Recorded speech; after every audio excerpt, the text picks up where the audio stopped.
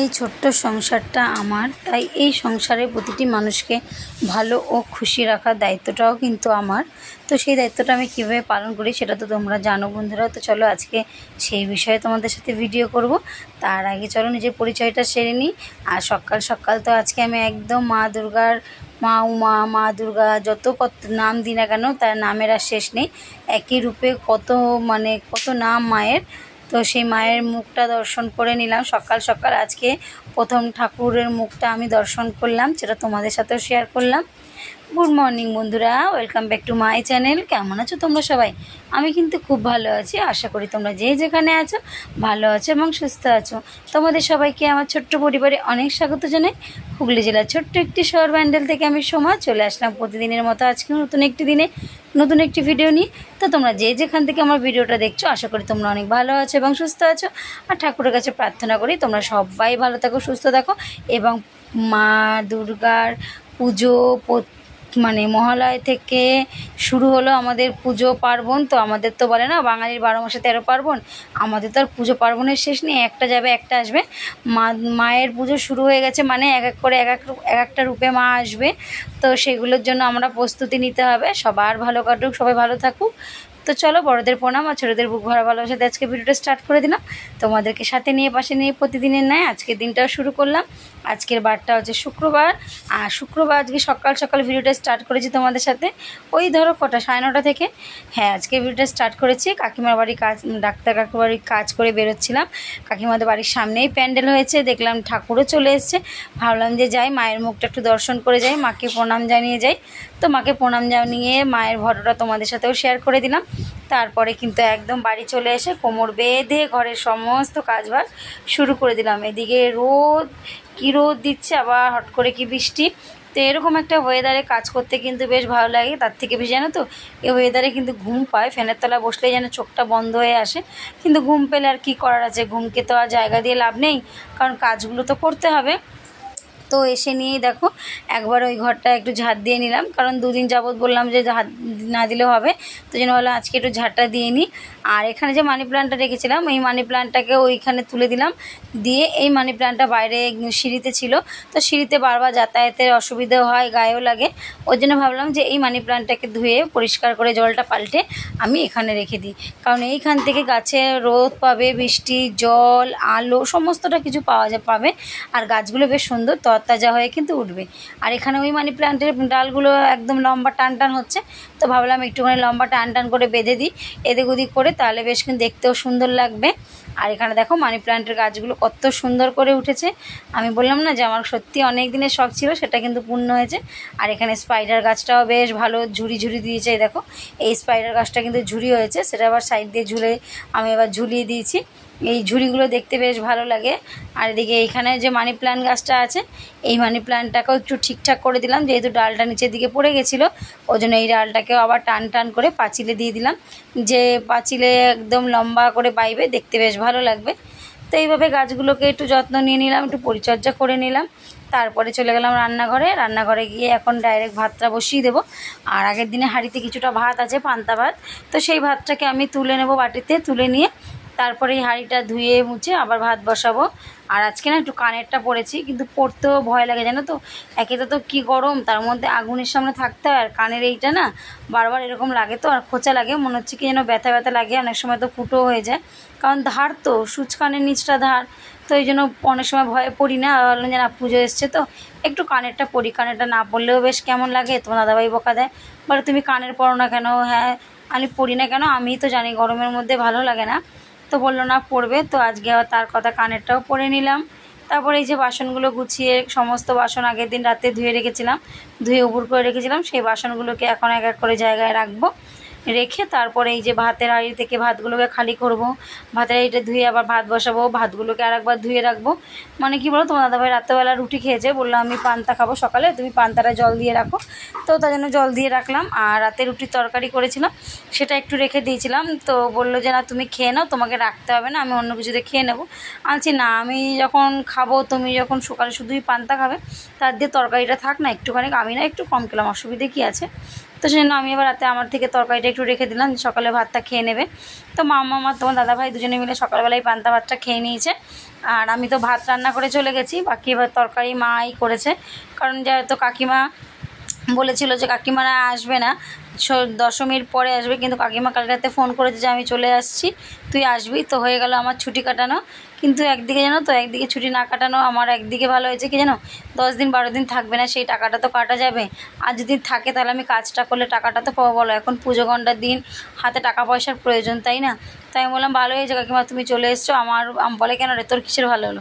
আমি যে ওই যে তুমি কাজটা করলে আমি কাজের টাকাটা তো পাবো। বলে ও তাই, হ্যাঁ, কেননা 10-12 দিন থাকবে না, সেই টাকাটা তারা কেটে নেবে, দেবে না। তো 15 দিনের মতো না থাকলে হয়তো বলেছে 2-3 দিন দেবে, বাদ বাকি দিনগুলো দেবে না। তো তার জন্য আমি বললাম ভালোই হলো, আমারই ভালো হলো, মা আমার কথা শুনেছে। কারণ এখন পুজোর দিন একটু পয়সা পাতিরও তো প্রয়োজন। বলছে তুই এই কাজ এত ভালোবাসিস, তোর একটু বিশ্রামের প্রয়োজন হয় না? আমি দেখো এই টাইমটা তো সে বাড়িতে আমি বসেই থাকবো, আমার তো সব কাজ করা হয়ে যায়, কারণ টাইম টু টাইম কাজ যেটা করি আমার মানে সেট করা থাকে, এই টাইমে এই কাজটা করি। তো তোমার বাড়ি কাজের টাইমটা তো আমি ফাঁকাই থাকবো, তার জন্য সেই বেকার ঘরে বসে লাভ নিয়ে আমি কাজটা করলে আমার দুটো পয়সা আসবে। বলে ও ঠিক আছে তুই কর, অসুবিধা নেই। তারপরে যে এখানে জামা কাপড়গুলো সব গুছিয়ে নিয়ে এসে এখানে রেখে দিলাম, ওই ঘর থেকে সব গুছিয়ে নিয়ে এসেছি, এসে এখানে ভাঁজ করে করে রেখে দিচ্ছি। তো এইভাবেই দেখো সমস্ত কাজগুলো কিন্তু করি। আর সংসারে যে বললাম ছোট্ট সংসারটা আমার ভালোবাসি, তাই সংসারের কাজগুলো যেমন গুছিয়ে পরিপাটি করে রাখার চেষ্টা করি, তেমন কিন্তু এই সংসারের প্রতিটি মানুষের ভালো মন্দ দেখার দায়িত্বটাও আমার, তাই আমাকেই দেখতে হয়। তো সেটাও আমি যতটুকুনি পারি যথাসাধ্য আমার সাধ্যের মধ্যে আমি চেষ্টা করি তাদেরকে ভালো রাখার। তো আজকে যেহেতু চতুর্থী, তো চতুর্থী হয়ে গেল দেখতে দেখতে, দেখো চতুর্থী। আর এখানে দেখো আমি কিন্তু একবারে কাজটা সব সেরে চলে এসেছি, বিছানাটা গুছিয়ে নেব। আর চতুর্থী যেহেতু হয়ে গেল, মানে মহালয়ে গেলেই মনে হয় পুজো পুজো ভাব, চারিদিকে আলো প্যান্ডেল। আমাদের এখানে তো চারিদিকে আলো প্যান্ডেল সমস্ত কিছুই, মানে বাজনা সমস্ত কিছু শুরু হয়ে গেছে। তবে আমাদের পুজো আর কবে হবে, আমাদের মধ্যবিত্তদের পুজো মানে তোমার দাদাভাই তো এখনও টাকা পয়সা কিছু পায়নি, যে ষষ্ঠীর দিন পাবে, তারপরে কেনাকাটা যা করার করব। তখন আমাদের সপ্তমীর দিন থেকে আমাদের পুজো শুরু হয়। তো সেই দিন আসবে, ততদিনে মানে পুজো দেখো অর্ধেক শেষ হয়ে যাবে। সপ্তমী অষ্টমী নবমী এই 3 দিনের পুজোয় আমাদের যেটুকুনি আনন্দ করা সেটুকুনি আমরা করব।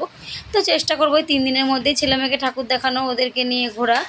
একবেলা করে বলেছি কাজে যাব, ওবেলা যাব না, দুবেলা গেলে বিকেলে ঠাকুরটা দেখতে কখন যাবো বলো, যে না একবেলা করে বলেছি কাজে যাব। আর আজকে না মাম্মাম বলছে যে মা আমি একটু মেহেন্দি পরবো হাতে, 100 টাকা দেবে। আমি বলছি কেন, কোথাতে পড়বি মেহেন্দি? বলে মিস্ত্রির বাড়ির ওখানে একজন মেহেন্দি পড়ায়, তো তাকে বসে বলেছে আমার হাতের এপিট ওপিট দুপিট পড়লে 100 টাকা দেবে। তো এখন এমনিও হাতে একটু টান টান পয়সা নেই, তাও তার মধ্যে তোমার দাদাভাই বললো ঠিক আছে, ও যখন চেয়েছে ওকে তুমি দাও। তো আমি রেখেছিলাম 200 টাকা, তো সেখান থেকে ওকে 100 টাকা দিলাম। যে 200 টাকা রেখেছি, হাতে কখন কি প্রয়োজন হবে তাই না। আর ষষ্ঠী তো এখনও 2-3 দিন বাকি আছে, তার জন্য রেখেছিলাম। কিন্তু সেখান থেকে ওকে দিয়ে দিলাম 100 টাকা, যেহেতু ও মুখ ফুটে চেয়েছে। আর ওদের আনন্দই তো আমাদের আনন্দ বলো, ওরা যদি আনন্দ পায় সেইখানে তো আমরাও বেশ আনন্দ, কারণ বাচ্চাদের আনন্দেই কিন্তু মা বাবাই আনন্দ পায়। তো দিয়ে তোমার দাদাভাই খুব খুশি হয়েছে যে ভালো হয়েছে, আমার মাম্মাম হাতে মেহেন্দি পড়বে। তো আমাদের তো দেখো, আমাদের তো সেই সব, আমাদের মেহেন্দি বলতে পুজোর সময় মেলা বসতো, 1 টাকা করে ছাপ হাতে, সেই কাঠের সে ছাপগুলোতে মেহেন্দি পড়াতো, সেগুলো পড়ার জন্য আকুল হয়ে পড়তাম। তো এখন তো সেই সব উঠে গেছে, এখন ওই মেহেন্দি কিনে হাতে দু হাত ভরিয়ে মাম্মামকে মেহেন্দি পরিয়েছে। তাই ভাবছিলাম যে আমাদের সেই দিনগুলো যদি আমরা একটু ফিরে পেতাম তাহলে যে কী ভালো হতো। তো হাজার চাইলেও সেই দিন ফিরে পাওয়া যাবে না, এখন যেই দিনগুলো আসছে ওরা সেইগুলোকে আনন্দ উপভোগ করুক, এনজয় করুক। তো মাম্মাম এখানে হাতে মেহেন্দি পরে এসছে, আবার মেহেন্দি পরা লেবু দিয়ে মেহেন্দিটাকে তুলবে, আবার লেবু দিলাম কেটে। আর এখানে জামা কাপড়গুলো কেচে এগুলো ধুয়ে মেলে দিতে হবে, সকালে কাচার টাইম পাইনি বলে এখন কেচে দিচ্ছি, কারণ একটু তাড়া ছিল যেহেতু, ওর জন্য এখন করে দিচ্ছি। কাজ করা নিয়ে কথা, কিন্তু কী করে যেন টাইমের কাজ টাইমে করতে ভালোবাসি, হয়তো কোনো একদিন টাইম একটু 19-20 হয়ে যায়, কী করবো বলো, কিছু তো আর করার নেই। তারপরে যে জামা প্যান্টগুলো এখন মেলে দেবো, আর তারপরে মাম্মামও চলে আসবে, ও স্নান করে পুজোটা দিয়ে দেবে। পুজো দিয়ে তারপর আমি আর মাম্মাম দুজনে মিলে একসাথে খাবো। ওর জন্যই বসেছিলাম যে ও মেয়েটা একা একা এসে খাবে, তো আমি যাই আসুক তারপর দুজনে মিলে খাবো, তার জন্য।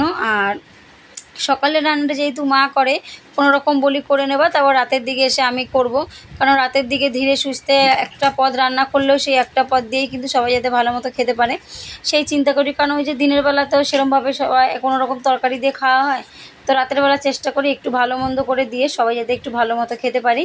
তো আজকে রাতের বেলা জানো তো রূপচাঁদা মাছ এনেছিলাম, আগের দিন সেটা ছিল। তো রূপচাঁদা মাছটাকে আলু পটল দিয়ে ভালো করে একটু পাতলা করে ঝোল করেছি ধনেপাতা দিয়ে, আর ঝোলটা লাল লাল হয়েছিল।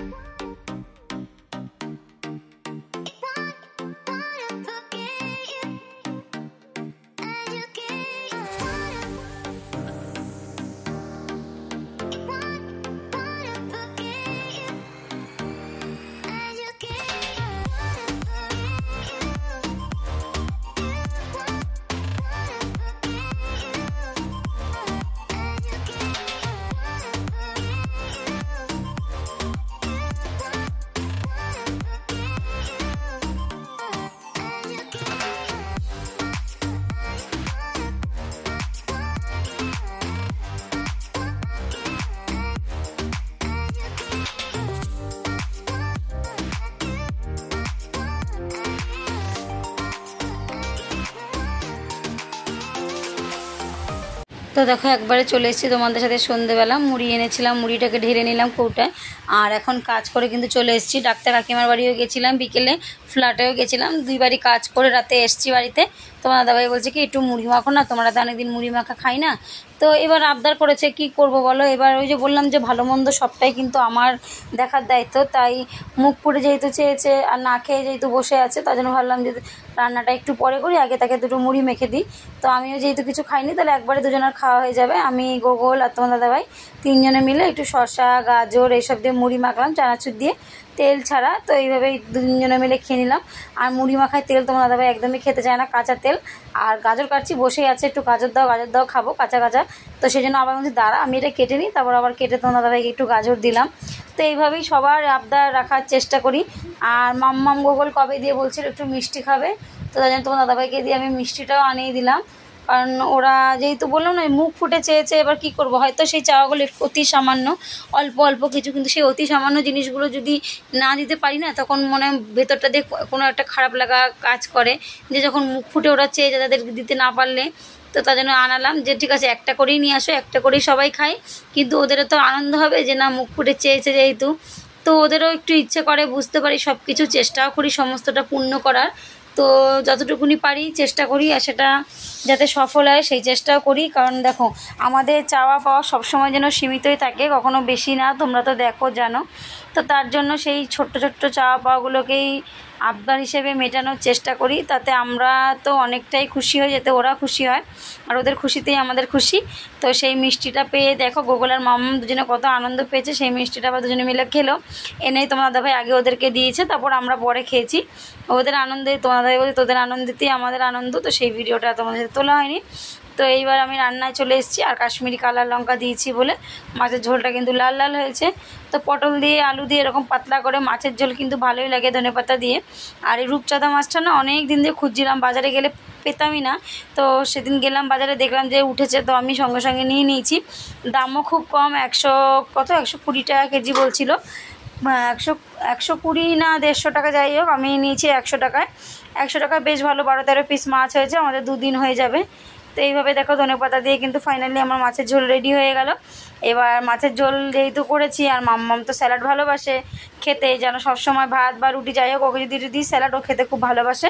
তো গাজর লেবু শসা পেঁয়াজ সমস্ত কিছু কেটে নিয়েছি স্যালাড হিসেবে।